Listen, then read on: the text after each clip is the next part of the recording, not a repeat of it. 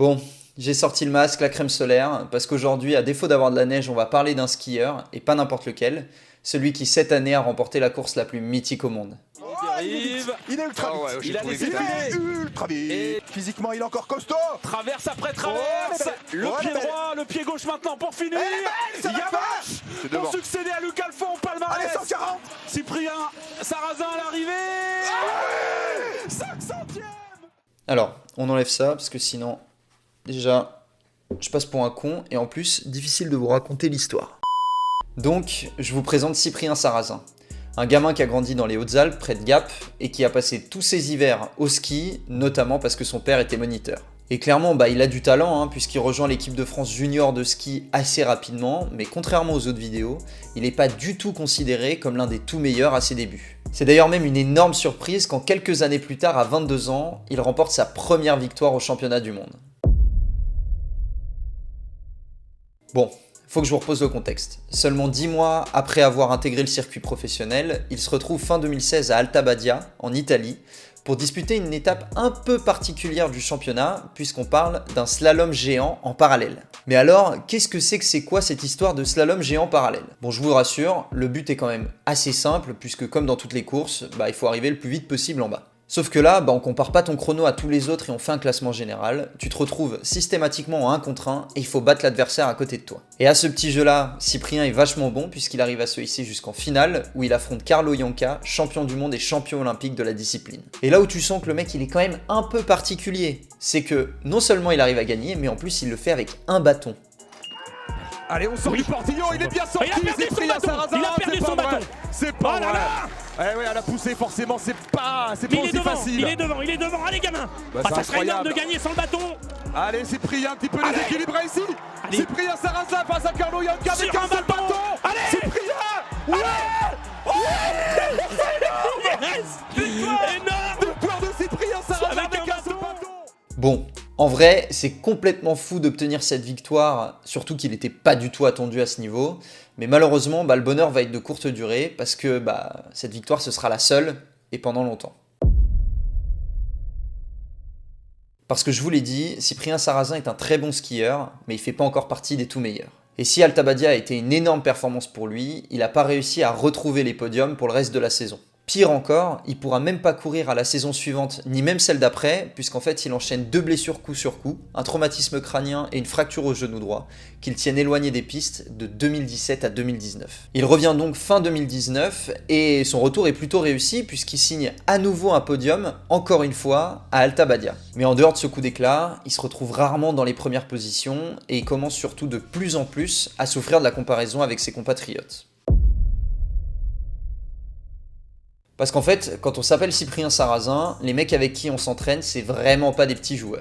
Puisqu'en équipe de France de ski, on compte quand même un certain Alexis Pinturo, meilleur skieur au monde en 2021 et triple médaillé olympique, ainsi qu'un Mathieu Febvre, champion du monde en géant, qui est la discipline de prédilection de Cyprien, et soit dit en passant, aussi médaillé au JO. Donc, même si être aux côtés des meilleurs, c'est génial pour apprendre et pour se motiver, on peut parfois avoir l'impression de pas vraiment faire partie de la même catégorie. Et c'est malheureusement précisément ce qui lui arrive. Se sentant plus faible que ses coéquipiers ou d'autres skieurs, il commence gentiment à développer un syndrome de l'imposteur. Il minimise ses réussites passées, se met à douter et se retrouve incapable d'exploiter tout son potentiel. Parce qu'en fait, ce qui se passe quand on se retrouve avec ce sentiment d'être un imposteur, c'est qu'on crée une décorrélation entre nos compétences perçues et réelles. Typiquement moi, je pourrais très bien être un joueur pro de tennis.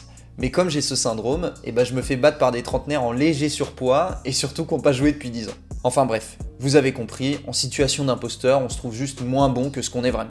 Et en ski, c'est pas vraiment pratique, parce qu'il faut beaucoup de confiance et d'aplomb pour pouvoir passer des courbes à plus de 100 km/h et d'enchaîner avec un saut de 40 mètres sans se vautrer. Donc vous vous en doutez, difficile d'être performant dans ces conditions. Et sur les 3 saisons de championnat du monde entre 2020 et 2022, il finira respectivement 64, 118 et 92e au classement général. Alors, pour éviter une fin de carrière loin des premières places, il fallait absolument changer quelque chose. Pour la saison 2022-2023, il décide de faire un truc un poil radical, changer carrément de discipline. Alors je vous rassure, il reste sur des skis, mais il décide de passer du slalom géant, qui est sa discipline depuis ses débuts, vers des courses de vitesse avec le Super G et la descente. Et si ça peut paraître un détail, c'est quand même un très gros changement. Parce qu'en ski alpin, il y a 4 types de tracés. Le slalom, qui est clairement la discipline la plus technique. Le slalom géant, qui est un peu plus rapide, mais toujours ultra technique. Le super G, qui est une version un peu plus rapide du slalom géant. Et enfin la descente, le temple de la vitesse. Et si c'est assez courant pour un athlète de courir dans 2 catégories proches, là Cyprien passe quand même du slalom géant, qui est réputé pour être technique et court, à la descente, qui est ultra rapide et surtout beaucoup plus long. Et ça fait quand même une sacrée différence. Mais il s'en sort pas trop mal, puisqu'il arrive à obtenir 3 top 10, dont 2 en descente, pendant la saison 2022-2023. Mais là où il va se mettre à tout exploser, c'est au début de cette saison. Alors, si on peut considérer son changement de discipline comme plutôt réussi, il ne faut pas oublier qu'il a encore un très gros souci pour être performant, son syndrome de l'imposteur. Parce que non, il a malheureusement pas disparu comme par magie et il en souffre évidemment toujours. Et donc, pendant l'été 2023, il décide de s'entourer d'une psychologue et d'une préparatrice mentale pour essayer de surmonter ça. Alors pendant plusieurs mois, il travaille sur lui-même pour mieux se comprendre et aussi développer son estime de soi et sa confiance pour enfin s'autoriser à faire partie des meilleurs et pourquoi pas à nouveau gagner. Bon, évidemment, impossible de savoir quel levier exact il a utilisé pour pouvoir surmonter ce syndrome de l'imposteur, parce que il nous a pas envoyé les notes d'entretien avec sa psy et sa prépa mentale, mais toujours est-il que ça a marché. Puisqu'à son retour à la compétition cette saison, cette fois-ci Cyprien est vraiment prêt à gagner. Alors que nous on est encore en train d'essayer de survivre après s'être explosé le bide au repas de Noël, lui il remporte la course de Bormio. Puis il obtient en janvier un double podium à Wengen, avant de remporter à nouveau une victoire à Kitzbühel sur la mythique descente de la Streif. À l'arrivée, 500e. C'est un génie du ski, on en a eu par le passé. Lui va peut-être gagner la Streif. Ah au fait, je vous l'avais pas dit au début de la vidéo, mais comme pour Wengen, ils ont descendu 2 fois la piste de Kitzbühel. Et Cyprien, il a pas juste gagné une des 2, non. Il est revenu le lendemain et il a remis ça. Et il a remis ça très fort. Autour de Cyprien Sarrazin, de rentrer un peu plus dans la légende de Kitzbühel, vainqueur hier de la première descente. Et si, oh là, c'est encore mieux qu'hier. C'est mieux, c'est mieux. Pour l'instant, c'est parfait. Elle est parfaite. Elle est parfaite cette course. C'est un chef-d'œuvre. Il est imprenable. Offrez-lui une place là, au musée du Louvre. Ça va Elle faire est de énorme cabine. cette descente. Bide. Oh là là là là, 91 centièmes sur Marco Odermatt.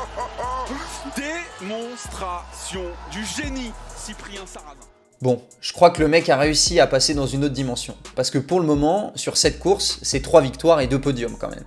Donc pour lui qui pensait il y a encore un an qu'il faisait pas partie du gratin du ski mondial, je crois qu'il a plus ou moins gagné sa place. D'ailleurs, il a expliqué son travail de ces derniers mois dans un entretien à RMC et je me dois de vous faire écouter un extrait. Je vibre, vraiment je sens que c'est là que je dois être et j'attribue cette progression vraiment au niveau mental. Franchement, j'ai rien changé depuis l'année dernière. Techniquement, sur le matériel, on s'est pas beaucoup entraîné, donc j'ai pas non plus des milliers de kilomètres en me disant ok, ça j'ai travaillé ça. Non, c'est vraiment je me suis retrouvé, donc j'attribue vraiment ça au point de vue mental. Ouais. En fait, finalement, ce qu'il dit, ça s'applique à tout le monde. Que vous soyez un descendeur hors pair comme lui ou un piètre tennisman comme moi. Il faut savoir prendre soin de notre esprit, parce que le mental a un impact énorme, à la fois sur notre bien-être, comme sur notre performance. Alors on verra bien jusqu'où ce changement de mentalité le mènera, mais ce qui est sûr, c'est que maintenant, grâce à son travail, il est loin d'être un imposteur. En vrai les gars, j'ai découvert ce mec il y a 1 mois et c'est fou, quelle histoire, quel mental. J'ai trop envie de suivre toutes ses courses maintenant. Enfin bref, quoi qu'il en soit, j'espère que vous avez kiffé cette vidéo autant que j'ai kiffé à la faire. Moi de mon côté, je vais aller mater des replays de ces dernières courses sur la chaîne d'Eurosport. Et puis je vous dis à la semaine prochaine. Ciao ciao.